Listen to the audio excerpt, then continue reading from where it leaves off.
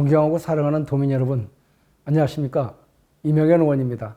먼저 이번 호우로 피해를 입으신 도민 여러분들께 위로의 마음을 전하며 하루빨리 일상으로 돌아올 수 있도록 저희 의회도 적극 노력하겠습니다.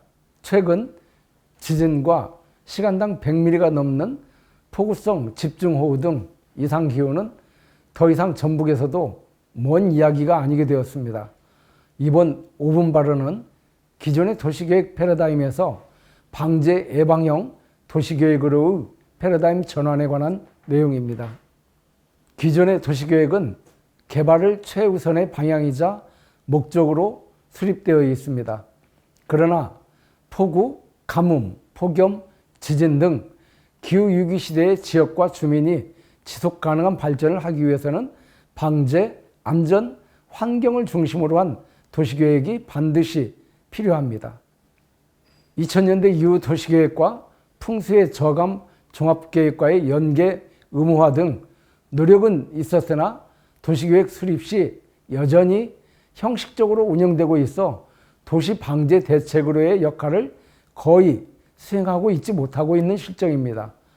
이에 전라북도에서 수립 및 심의하고 있는 도시계획, 도시정비사업에 방제를 최우선으로 두어 방제 기능을 강화할 수 있도록 적극적인 추진을 촉구하고자 합니다. 앞으로도 도민 여러분의 안전과 행복을 위해서 더욱 열심히 노력하겠습니다. 감사합니다.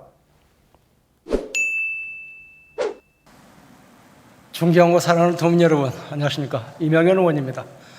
시간당 100mm가 넘는 폭우성 집중호우가 잦아지면서 사실상 장마가 태풍만큼 위협적인 대상으로 바뀌고 있습니다.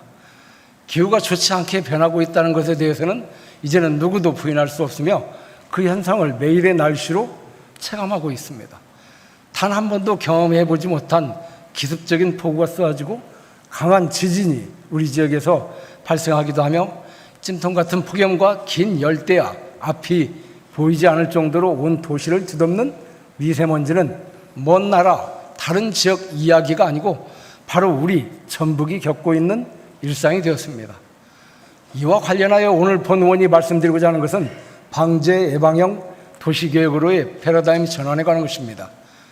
도시계획이라 하면 중장기적인 관점에서 도시 기본계획을 수립하고 이것을 바탕으로 도시관리계획과 지구단위계획, 도시개발사업뿐만 아니라 재개발, 재건축, 도시재생 등 정비사업에 이르기까지 도시의 근간인 토지 이용부터 기반시설, 교통, 환경 부분에 걸쳐 계획적으로 관리하는 것을 목적으로 합니다.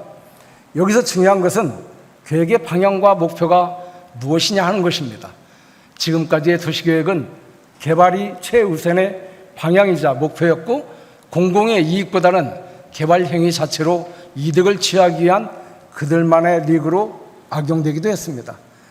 폭우, 가뭄, 폭염, 지진 등 기후위기 시대의 지역과 주민이 지속 가능한 발전을 할 수 있으려면 개발 자체가 목표가 아닌 방제적인 부분, 안전, 환경을 중심에 둔 개발 계획이 필수이며 재난에 대응할 수 없는 지자체는 너무나 쉽게 지방소멸위기에 봉착하게 될 것입니다.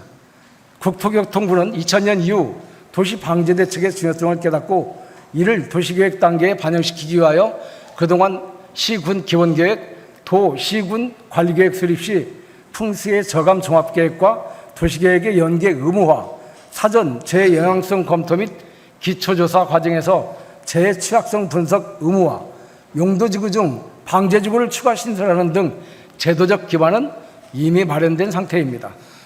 그러나 이 같은 외형적인 강화와는 달리 실제 도시계획을 수립할 때는 여전히 형식적으로 운영되고 있어 도시방제 대책으로서의 역할을 거의 수행하고 있지 못하고 있는 실정입니다. 즉 방제계획과 재취약성 분석이 도시계획의 기본이자 핵심이라고 할 수 있는 토지 이용 계획이나 기반 시설, 환경, 교통, 건축의 계획 방향에 필수적으로 반영되지 못하고 있다는 것입니다.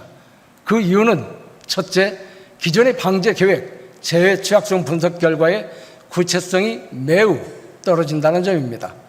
방제 계획은 국지적 대응이 필요하지만 구체적인 도면이 제시되어 있지 않고 입지적 특성에 따른 제한 대시보다는 원론적인 측면에서 서술에 그치고 있어 도시관리 계획 등에 실질적으로 활용하고 반영하기에는 상당한 어려움이 있습니다. 도 차원에서 방제 계획과 도시계획이 잘 연결될 수 있도록 구체성을 강화할 수 있는 가이드라인 제시가 필요한 이유이기도 합니다. 두 번째는 아직도 전북자치도의 도시계획의 방향과 목표가 과거 시대의 개발 자체에 머물러 있다는 점입니다.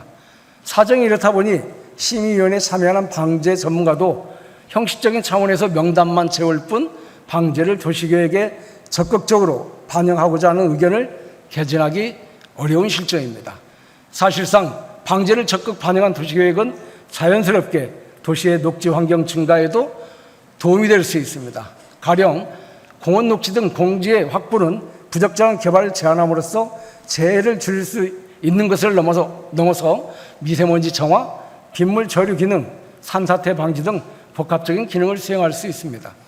끝으로 도시계획에 있어 방제를 최우선으로 두어야 하는 또 하나의 이유가 있습니다.